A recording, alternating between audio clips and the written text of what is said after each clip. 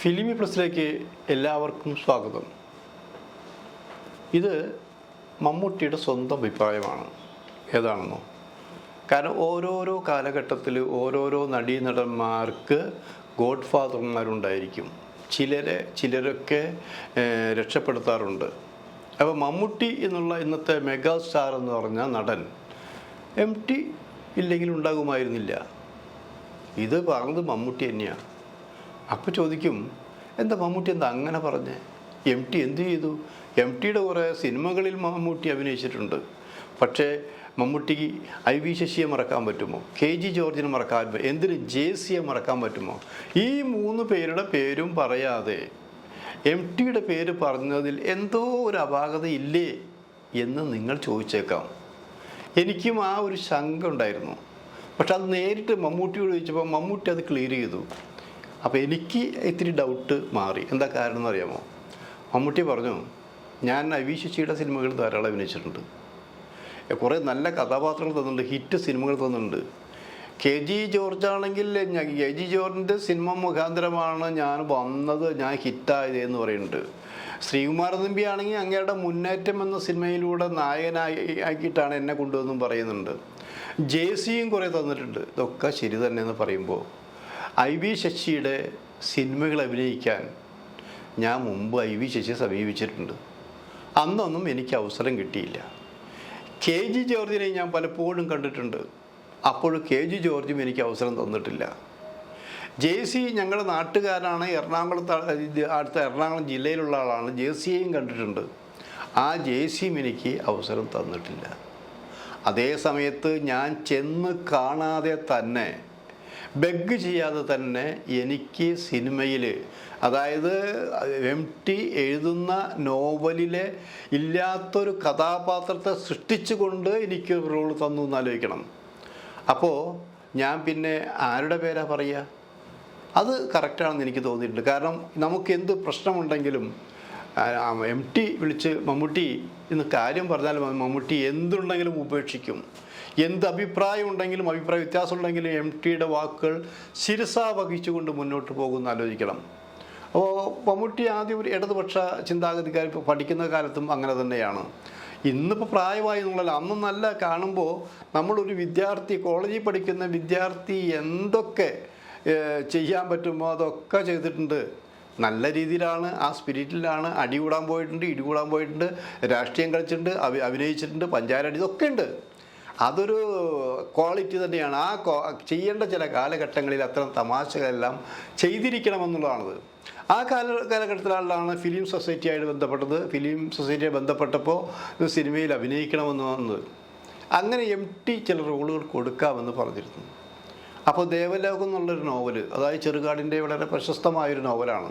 അതൊരു രാഷ്ട്രീയ നോവലാണോ എന്ന് ചോദിച്ചാൽ രാഷ്ട്രീയ നോവലാണെന്ന് ഞാൻ പറയുള്ളൂ. എന്നാൽ അവിടെ മമ്മൂട്ടി വിളിച്ച് MT പറഞ്ഞു, മമ്മൂട്ടി വരൂ, നല്ല റോളുണ്ടെന്ന് പറയണത്. അപ്പോൾ മമ്മൂട്ടി വിളിച്ച പോലെ അസിസ്റ്റൻ്റ് ഡയറക്ടേഴ്സൊക്കെ ചോദിച്ചു, സാർ ഇതിൽ ഏത് റോളാണത്? ബാക്കി എല്ലാ റോള് കൊടുത്തു കഴിഞ്ഞു, ഇതിലില്ലാത്ത, ഈ നോവലില്ലാത്ത ഏത് റോള് എന്ന് പറയണത്? അത് വരട്ടെ. അപ്പോൾ മമ്മൂട്ടി വിളിച്ച് വന്നപ്പോൾ MT പറഞ്ഞു, ഇത് പലരും, താൻ ഈ ദേവലോകം മുഴുവൻ വായിച്ചിട്ട് ഇതിലേത് കഥാപാത്രം എന്നോട് ചോദിക്കണ്ട. അപ്പോൾ MT പറഞ്ഞതനുസരിച്ചിട്ട് ദേവലോകം എന്നുള്ള പുസ്തകം പല പ്രാവശ്യവും വായിച്ചിട്ടാണ് മമ്മൂട്ടി പാലക്കാട് ചെന്നിരിക്കുന്നത് ആലോചിക്കണം. അവിടെ ചെന്ന് സംസാരിച്ച്, സാർ ഇതിൽ ഏത് റോളാണ് എനിക്ക് സാറ് പറഞ്ഞതിൽ മിക്ക നല്ല റോളുകളെല്ലാം എല്ലാവരും കൊടുത്തു കഴിഞ്ഞു എന്നുള്ളത്. അപ്പോൾ MT പറഞ്ഞോളൂ, ആ നോവൽ മാറ്റിച്ചേക്ക്.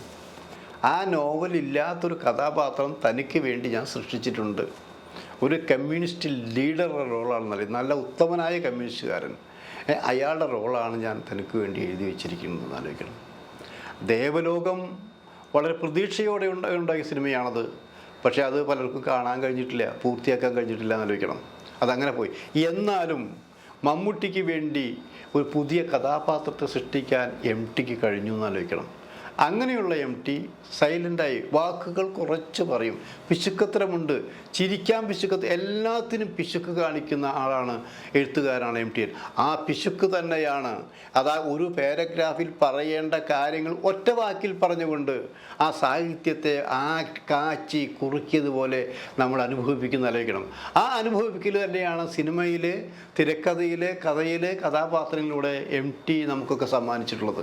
അപ്പോൾ ദാരിദ്ര്യം കാണിച്ചോട്ടെ, ആ ദാരിദ്ര്യത്തിൻ്റെ പുറകിൽ ശക്തമായ ചില കൈകളുണ്ട്, ശക്തിയുണ്ടെന്ന് ആലോചിക്കണം.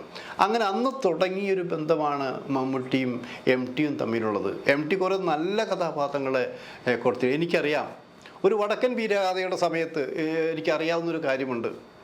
പക്ഷെ അത് ഞാൻ മുമ്പ് പറഞ്ഞപ്പോൾ ഇപ്പോൾ മമ്മൂട്ടി അതിനെ പരിഹാസത്തിലെടുത്തു. കാരണം ഞാൻ മമ്മൂട്ടിയോടൊപ്പം എത്തിയിട്ടില്ലേ. ഇപ്പോൾ മമ്മൂട്ടി വളർന്ന് പന്തലിച്ച് പോയുള്ള ആലോചിക്കണം. ഹരിഹരൻ്റെ ഒരു സിനിമയാണെന്ന് ആലോചിക്കണം. മുമ്പ് ആ സിനിമയിൽ അഭിനയിക്കാൻ മമ്മൂട്ടി വരാൻ വിസമ്മതം കാണിച്ചു, സമയത്തിന് വന്നില്ല. അതോടെ അവർ തമ്മിൽ ഇച്ചിരി സൗന്ദര്യപ്പിണക്കം. ഹരിഹരൻ്റെ സ്വഭാവം അറിയുന്നല്ലോ, ഹരിഹരൻ പറഞ്ഞാൽ പറഞ്ഞോണം ചെയ്യും. ഹരിഹരൻ അങ്ങനെ സൂപ്പർ സ്റ്റാറുകളൊന്നും വേണമെന്നൊരു നിർബന്ധമില്ല. കാരണം ഇവിടെ ഒരു അടൂർവാസി തിളങ്ങി നിൽക്കുന്ന അവസരത്തിൽ ശ്രീലതയ്ക്ക് റോള് കൊടുത്തില്ല എന്ന് പറഞ്ഞതിൻ്റെ പേരിൽ ഹരിഹരനോട് പറഞ്ഞു, എന്നാൽ വേറെ ആളെ വെച്ച് അഭിനയിക്കാൻ പറഞ്ഞ ആളാണ്. അപ്പോൾ ഹരിഹരൻ ചെയ്ത എന്താ, ഒരു പുതുമുഖത്തെ വെച്ച് അഭിനയിപ്പിച്ച് ഹിറ്റാക്കി എന്ന് ആലോചിക്കണം. അങ്ങനെയുള്ള ഹരിഹരൻ തൻ്റെ പിന്നീട് വന്ന സിനിമകളിലൊന്നും മമ്മൂട്ടിയെ ഉപയോഗിച്ചിട്ടുണ്ടായില്ല. എന്നാൽ മമ്മൂട്ടി ഞാനും തമ്മിൽ അടുപ്പമുണ്ട്, മമ്മൂട്ടി ഞങ്ങളും തമ്മിൽ അടുപ്പമുണ്ട്. അങ്ങനെ കോഴിക്കോട് വെച്ചിട്ടാണ് ഈ ഡിസ്കഷൻ നടന്നുകൊണ്ടിരിക്കുകയാണ്. മറ്റേ ഒരു ഹോട്ടലിലാണ് ശരിക്കും. അപ്പോൾ അന്ന് സോമൻ ചേട്ടനാണ് ഇതിനെല്ലാം ദൃക്സാക്ഷി. സോമനും ഹരിഹരനും ഉള്ളപ്പോൾ ഞാൻ ഹരിഹരനോട് പറഞ്ഞു, ഒരാളെ ഞാൻ കൊണ്ടുവരും, അയാളെ കൊണ്ടുവരുമ്പോൾ ദേഷ്യം കാണിക്കരുത്, അയാൾക്ക് ചില കാര്യങ്ങൾ പറയാനുണ്ട്, അത് ഒരുപക്ഷെ ഞങ്ങളുടെ പ്രസിദ്ധീകരണത്തിന് വേണ്ടിയുള്ള ഇൻ്റർവ്യൂ ആയിരിക്കാം, അത് സഹകരിക്കാമെന്ന് പറഞ്ഞു. അങ്ങനെ അവിടെ മറ്റൊരു ഷൂട്ടിംഗ് പങ്കെടുത്ത് വരുന്ന മമ്മൂട്ടിയും കൊണ്ട് ഞങ്ങൾ വരികയാണത്. പക്ഷെ ഹരിഹരൻ ഒരിക്കലും മമ്മൂട്ടിയെ പ്രതീക്ഷിച്ചിരുന്നില്ല. അന്നൊരു കോംപ്രമൈസ് ചെയ്തു എന്ന് ആലോചിക്കണം. ആ കോംപ്രമൈസിൽ നിന്നാണ് വേറൊരാൾക്ക് വെച്ചിരുന്ന റോള്, അതായത് ആ റോളെന്ന് പറഞ്ഞാൽ ഏതാ, വടക്കൻ വീരഗാഥയിലെ ചന്തുവിൻ്റെ റോള് പിന്നെ മമ്മൂട്ടിക്ക് തന്നെ വീണത്. മമ്മൂട്ടി നറുക്ക് വീഴുമ്പോൾ തന്നെ അതിൽ എം ടിയുടെ കൂടി ഫുൾ സപ്പോർട്ട് ഉണ്ടായിരുന്നു. അങ്ങനെ പല രീതിയിലും എം ടിയുടെ സപ്പോർട്ട് മമ്മൂട്ടിക്ക് ഉണ്ടായിട്ടെന്ന് ആലോചിക്കണം.